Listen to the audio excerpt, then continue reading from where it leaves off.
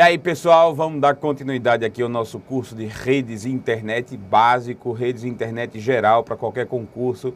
Novamente, eu sou o professor João Antônio e nós vamos ver agora a aula de número 6, que é a aula que começa os serviços da internet com o correio eletrônico. O primeiro serviço que a gente vai ver agora é o serviço de e-mail, correio eletrônico, ok? Então, vamos dar uma listagem aqui, só lembrando, sempre lembrando, obviamente, a gente vai ver nesse curso de redes de internet uma coisa mais geral, que pode ser cobrada em qualquer concurso, tá? Se você precisa de um pouco mais de conhecimento, se você precisa mergulhar num conceito um pouco mais pesado, é bom que você mergulhe, é bom que você assista também o curso de redes de internet avançado, que vai ser gravado logo depois desse aqui.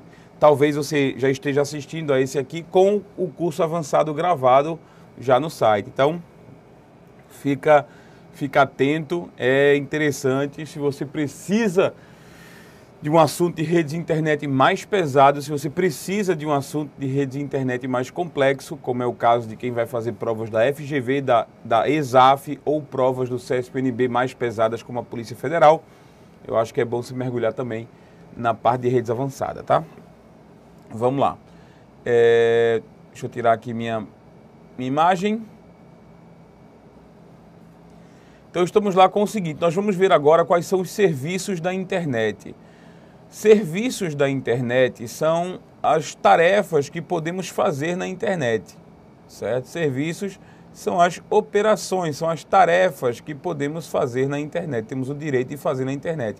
O que é que a internet nos oferta? Você lembra que a gente viu os chamados protocolos de aplicação, protocolos de aplicação.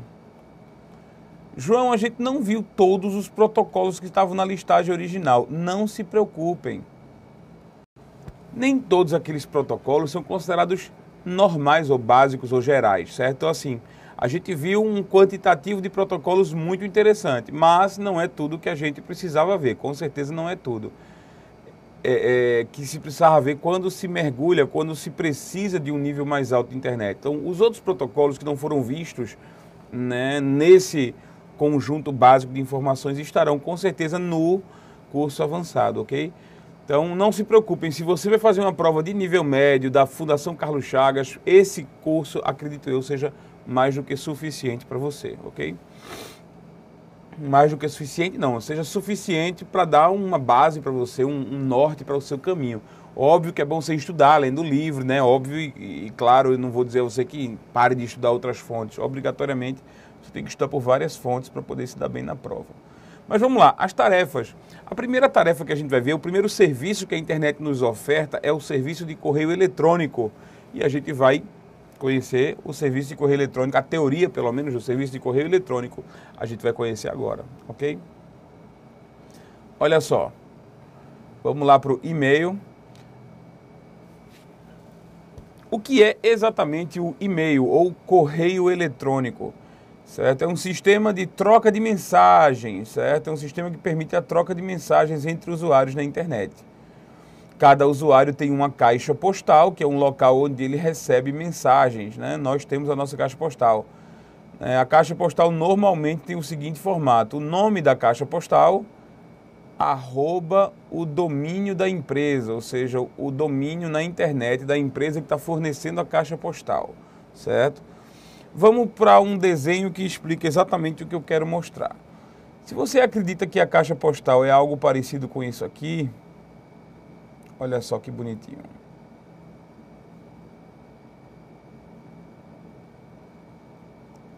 Aquelas caixinhas postais que aparecem em filmes e desenhos animados, né?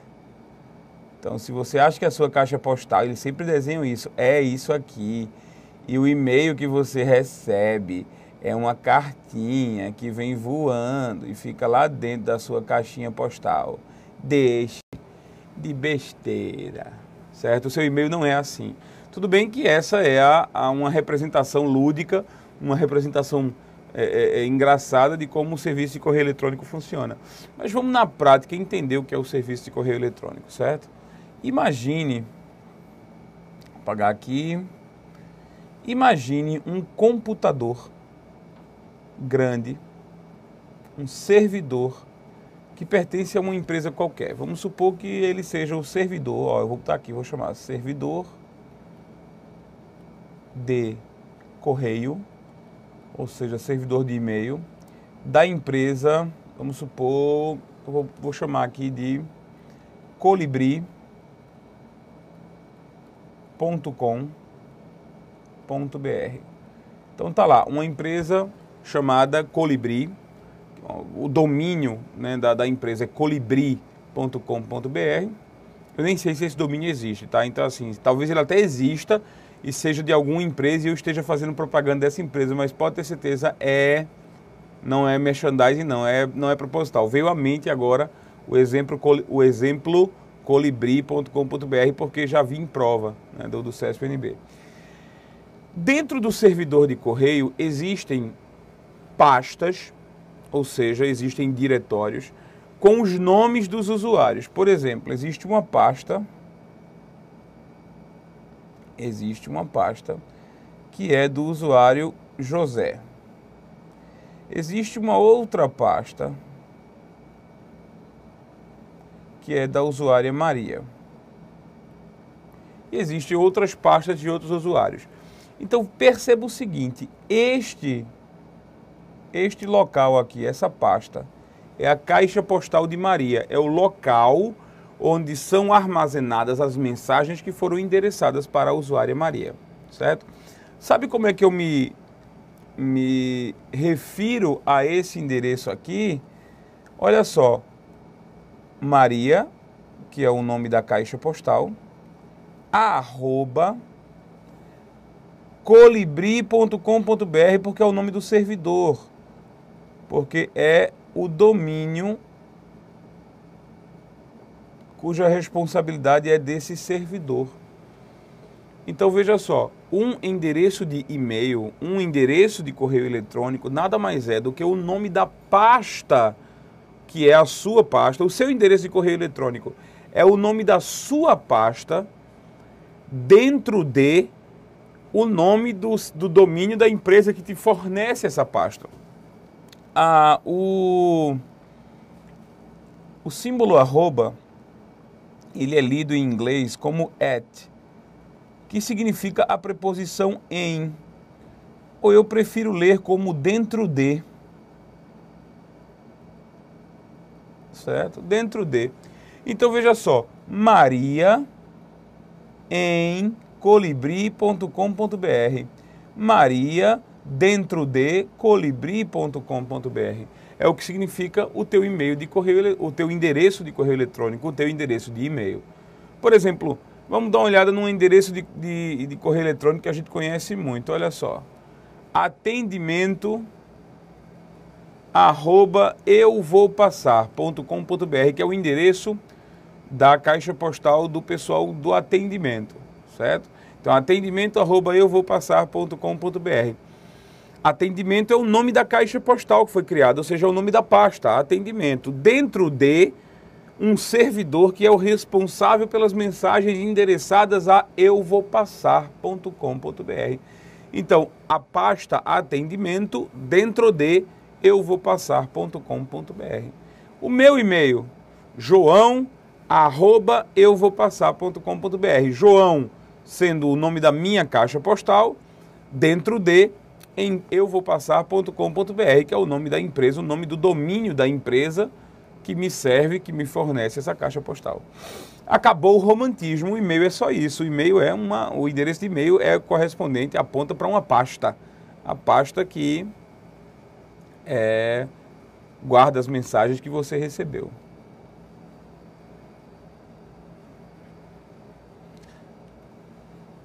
Eu apaguei tudo que deveria ser apagado, menos o que eu queria apagar, que era justamente esse nomezinho atendimento. Foi o último que eu apaguei. Vamos prosseguir aqui. Então a gente já viu o que é o e-mail, certo? Olha uma coisa interessante, as mensagens em si, olha só, quando eu falo mensagem, deixa eu explicar direitinho, o corpo da mensagem, que é texto, não pode transmitir vírus, certo? Quem transmite vírus são os arquivos anexos às mensagens, certo? Então, se eu te mando uma mensagem de correio eletrônico, e essa mensagem de correio eletrônico é só uma mensagem contendo texto, oi, tudo bom, como vai, barará, barará, não é possível haver contaminação por vírus nessa mensagem, porque não há vírus de computador no corpo da mensagem, ok? O que pode acontecer é o e-mail, ele está trazendo um arquivo anexo, certo? Um arquivo, a gente pode anexar arquivos no e-mail, né? E este arquivo anexo, ele trazer o vírus consigo. Se você abrir o arquivo anexo, você vai se infectar, ok? Então, no corpo da mensagem não é possível trazer vírus, no anexo sim. No anexo à mensagem é possível levar vírus. Até porque vírus de computador são programas que precisam de hospedeiros, e esses hospedeiros são arquivos, certo? São arquivos. As mensagens de correio eletrônico em si não são arquivos, tá? O anexo, sim, que ela está trazendo é um arquivo e por isso, e pode conter programação e podendo conter programação pode conter vírus, certo? Também depende do arquivo anexo, obviamente, não é todo arquivo anexo, não é todo tipo de arquivo que aceita vírus, ok? Mas vamos lá. Existem 3 protocolos diretamente ligados ao e-mail, a gente já conheceu eles, o POP, o SMTP e o IMAP, só que a gente vai ver como é que eles funcionam agora. A gente vai ver como é que funciona o e-mail em si agora, olha só. Tudo começa com 4 personagens importantes. Primeiro, o micro do usuário remetente, tá? Logo em seguida, o servidor de envio do usuário remetente. O servidor de envio também é chamado servidor de saída. Do outro lado existe o servidor de recebimento ou o servidor de entrada do micro do usuário destinatário e exatamente o usuário destinatário, quer dizer, o computador onde o usuário destinatário vai pegar suas mensagens. Apenas um alerta, quando eu falo em usuário remetente, usuário destinatário, hoje eu quero deixar claro que não são somente computadores no sentido stricto sensu, no sentido restrito da palavra, né? Quando eu falo em usuário remetente, eu estou falando de um cara que pode estar num celular mandando mensagens. Quando eu falo em usuário destinatário, eu falo de um cara que pode estar recebendo e-mails na televisão dele, na Smart TV dele agora. Então, ou seja, os usuários mesmo, eles hoje têm várias maneiras de enviar e-mail, várias interfaces para enviar e-mail, várias interfaces para receber e-mail. Então não é só computador, micro de mesa ou laptop, não. Hoje você tem tablets, smartphones, hoje você tem smart TVs, né, televisões que têm acesso à internet e podem pegar e-mail. Hoje você tem videogames com acesso à internet que podem ser configurados para pegar e-mails. Então você tem muita coisa além do que um simples computador, uma mera máquina que nós conhecemos como computador, ok? No meio do caminho, porém, existem personagens bem importantes que são chamados servidores, ok? O servidor de recebimento e o servidor de envio, ok? Olha só, esses computadores que eu vou marcar agora em azul, esses computadores aqui, os servidores de envio e de recebimento, eles não estão em nossas casas, eles estão nos provedores de acesso, nos provedores que nos fornecem a caixa a caixa postal, a caixa de e-mail. Então, toda empresa que fornece correio eletrônico para seus usuários, ela tem que ter um servidor de envio e um servidor de recebimento. Toda empresa tem que ter um servidor de envio e um servidor de recebimento, ok? Então, perceba o seguinte, por exemplo, vamos dar um exemplo, o Hotmail. O Hotmail é uma empresa pertencente à Microsoft que trabalha com correio eletrônico, né? O Gmail também. O Gmail é o serviço do Google de e-mails, certo? Perceba, estes 2 serviços têm que ter vários servidores de envio e vários servidores de recebimento. Não é um só. Então, dentro do Gmail existem milhares de servidores de envio, milhares de servidores de recebimento. Porque para poder suprir a necessidade da quantidade de usuários que existem nesses serviços de correio eletrônico. Ok? Então, o servidor de envio é o computador que tem a tarefa de enviar e-mails. Você pede, eu quero enviar um e-mail, você está pedindo para o seu servidor de envio. O servidor de recebimento ou servidor de entrada é o servidor que recebe os e-mails e guarda eles até que você os pegue. Pronto, no exemplo anterior, quando eu fiz o servidor da Colibri e falei José e Maria, aquelas caixinhas postais lá, José e Maria, aquilo é um servidor de recebimento. Aquilo é o servidor de entrada da Colibri, porque é o servidor onde as mensagens endereçadas ao pessoal da Colibri vão ser guardadas, recebidas e guardadas nas pastas, nas caixas postais adequadas dos usuários da empresa, ok? Então, servidor de recebimento recebe e guarda mensagens endereçadas àquela empresa. Vamos dar uma olhada em como a coisa funciona exatamente. Muita gente tem a impressão de que a mensagem ela segue o seguinte caminho. O usuário remetente escreve o e-mail, blá, blá, blá, blá, blá, e manda a mensagem diretamente para a casa do usuário destinatário que a abre de imediato. A resposta é, não é assim não. Certo? Até porque ninguém sabe qual é o endereço IP desse cara. Ninguém sabe se esse cara está conectado. Ninguém sabe se o computador dele funciona ainda. Então, ou seja, eu não posso mandar uma mensagem diretamente para o usuário destinatário. Não posso. Lembra que eu levantei essa bola e talvez fosse uma dúvida sua, levantei essa hipótese quando falei do IP. O IP é dinâmico, né? Ah, mas o IP é dinâmico, João. Como é que eu sei qual é o usuário, em que IP o usuário está? Eu não sei. Então como é que eu localizo ele para mandar um e-mail para ele? Não é localizar ele, eu não preciso localizar ele. É isso que a gente vai ver agora.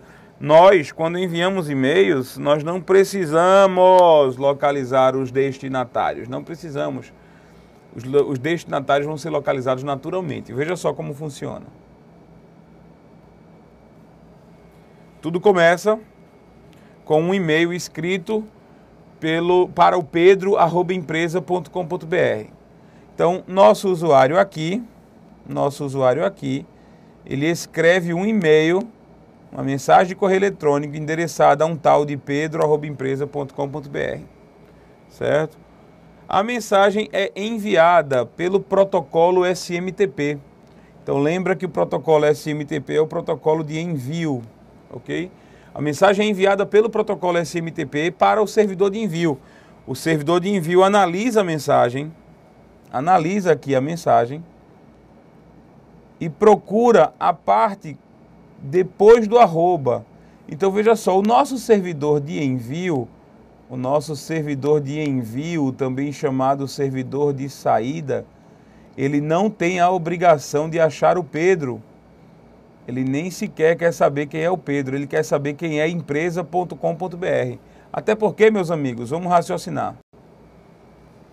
Pedro, deve haver uma penca na internet, deve haver uma penca de Pedro na internet, concorda? Então, o que acontece? Eu não vou conseguir achar o Pedro certo se eu procurasse o Pedro diretamente agora. Eu quero procurar o Pedro, vou achar 200 milhões de Pedros na internet. Eu quero achar empresa.com.br. Quando o meu servidor de saída encontrar empresa.com.br, porque só tem uma no mundo, empresa.com.br, só existe uma no mundo. Pode haver empresa1.com.br, empresa 2, mas esse domínio, empresa.com.br, é único. E aí é fácil achar o servidor responsável por ele. Então, encontrando empresa.com.br, o nosso servidor de saída faz isso, ó. Ele manda mensagem também por SMTP para o servidor de recebimento da empresa.com.br. Então perceba, aqui foi encontrado por causa disso, por causa do empresa.com.br, certo? Uma vez a mensagem chegando lá, ele procura Pedro. Agora sim é hora de procurar Pedro. Por quê? Porque aqui nós temos caixa postal do Pedro, da Maria, do José, do Heitor, e aí nós temos mensagens, nós temos caixas postais de vários usuários. Então, quando a mensagem chega no servidor de recebimento, é que você vai o servidor de recebimento vai procurar quem é o usuário, ou seja, quem é a parte antes do arroba. A parte depois do arroba permite escolher para que computador vai. A parte antes do arroba permite escolher para que usuário vai, quando já encontra-se o computador. Aí a mensagem é guardada justamente na pasta de Pedro. A mensagem é guardada lá na pasta de Pedro para o Pedro poder receber. Com isso, termina o ato do envio do e-mail. O ato do envio do e-mail é finalizado dessa forma. Olha só um detalhe, vamos desenhar aqui. Eu queria desenhar um negócio para vocês para explicar como isso é lógico, certo? Vamos tirar aqui. Imagine uma carta que diz assim: professor fulano de tal, rua tal, número 80, apartamento 901. E tarará, pronto. Olha só, o carteiro, ele tem a obrigação de deixar essa carta no teu prédio. Então a responsabilidade do carteiro, ela para aqui no número 80, né? Então o carteiro vai, localiza o número 80, que é o número desse prédio, e entrega a carta lá. Beleza. Quando a carta chega no número 80, junto com outras cartas, porque o prédio recebeu várias cartas, cabe ao porteiro, zelador, sei lá qual é o responsável por isso, separar as cartas. Então ele vai se preocupar com 901. Desculpem. Ele vai pegar um monte de cartas que o carteiro trouxe e vai dividir, ó, 201, 301, 402, 401, 502 e aí vai 901. Então a carta chega aqui por causa do filtro de duas pessoas, o filtro de 2 níveis. O carteiro se responsabiliza em entregar no prédio e o zelador dentro do prédio se preocupa em distribuir para os apartamentos. A ideia é a mesma. A ideia é exatamente a mesma do correio eletrônico, né? Então não tem mistério. Ó, não tem um pingo de mistério. Quero dizer, nosso amigo aqui, o servidor de correio eletrônico, o servidor de saída, certo? Esse cara aqui é o servidor de envio ou o servidor de saída. Ele só se preocupa com a parte empresa.com.br, né? Só se preocupa com a parte que vem depois do arroba. Por quê? Porque isso irá localizar o servidor-alvo. Isso irá localizar o prédio, certo? Uma vez localizando o prédio, que é o servidor-alvo, a gente vai conseguir, graças a um programa lá dentro, que é o zelador, o porteiro, localizar Pedro e guardar a mensagem na caixa postal própria de Pedro, no apartamento de Pedro lá dentro, ok? Com isso a gente conclui o envio. Olha só, ao concluir o envio, ainda falta Pedro, no computador dele, pedir para receber as mensagens. Perceba, por que é que a gente não precisa se preocupar com o endereço IP de Pedro? Eu não preciso me preocupar com o endereço IP de Pedro porque eu não estou mandando a mensagem para o computador dele. Quando eu escrevo um e-mail aqui, estou escrevendo um e-mail para Pedro@empresa. Eu sei que a minha mensagem vai chegar ao Pedro, mas não porque ela vai atingir o computador de Pedro agora. A minha mensagem vai ser guardada no servidor de recebimento de Pedro.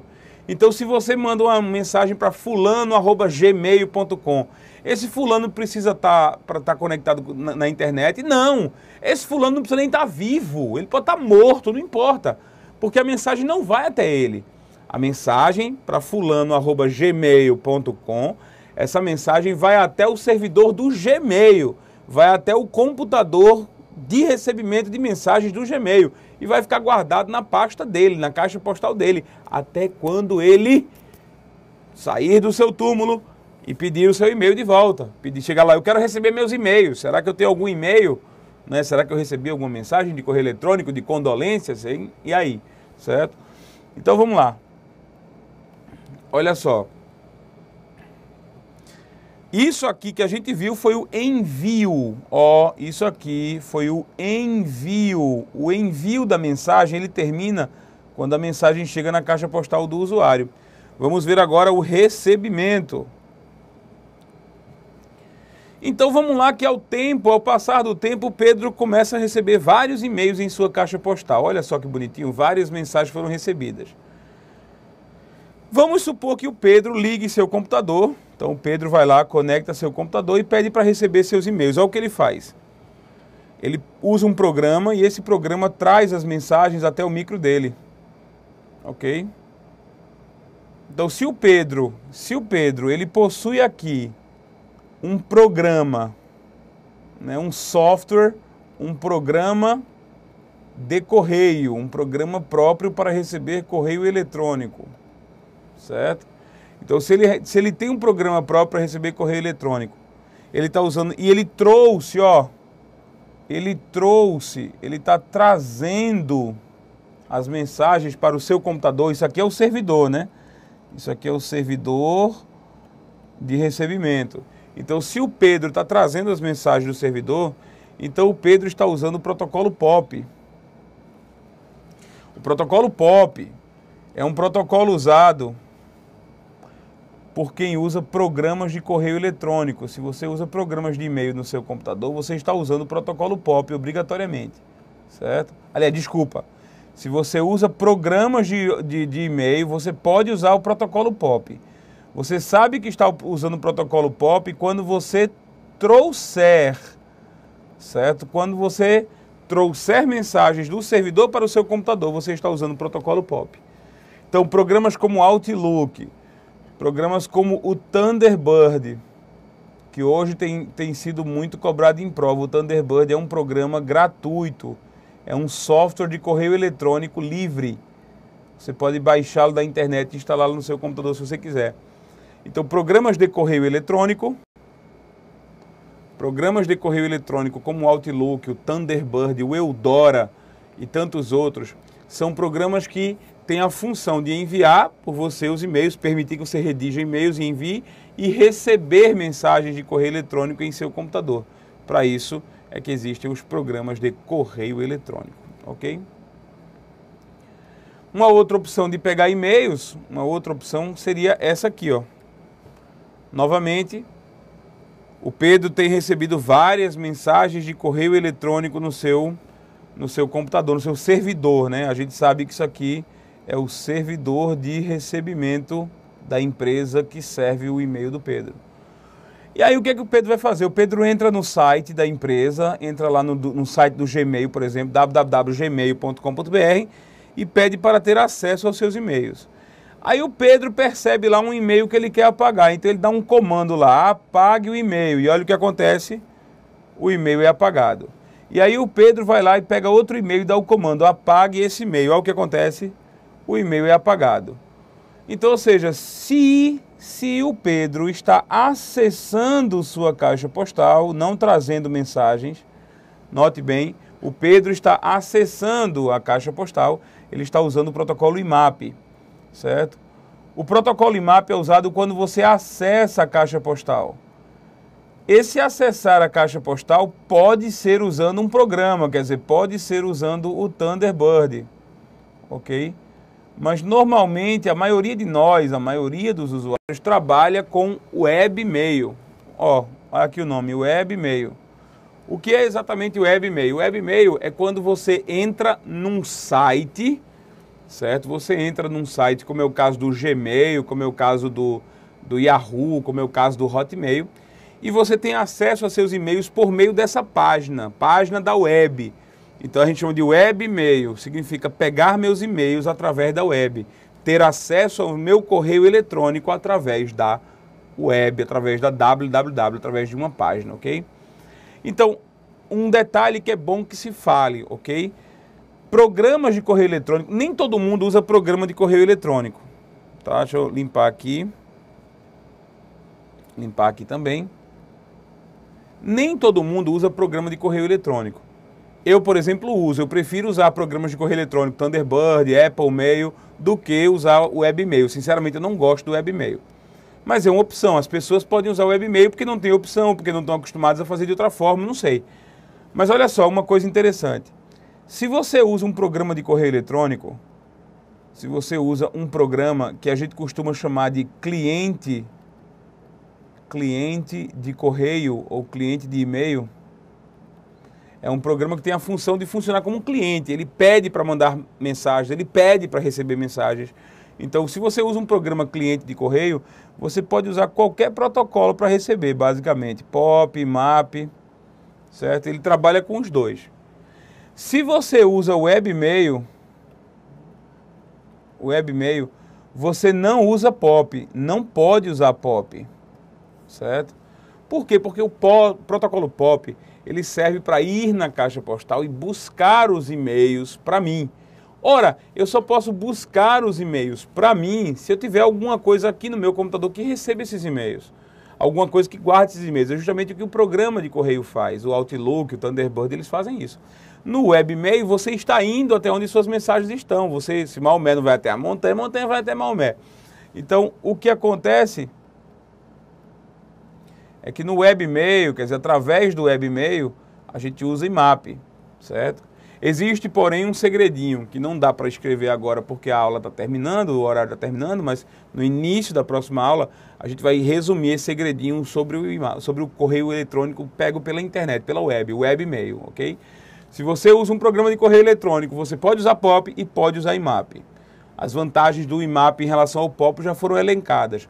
O IMAP é mais complexo, tem mais recursos, já foi visto isso quando a gente trabalhou com os protocolos, né? Então, se cair na prova dizendo que um programa de correio eletrônico usa necessariamente POP, não, isso é errado, eu posso usar POP ou IMAP, tá? Agora, cai na prova dizendo que através do webmail você não usa POP, está correto, porque POP é um protocolo para trazer mensagens.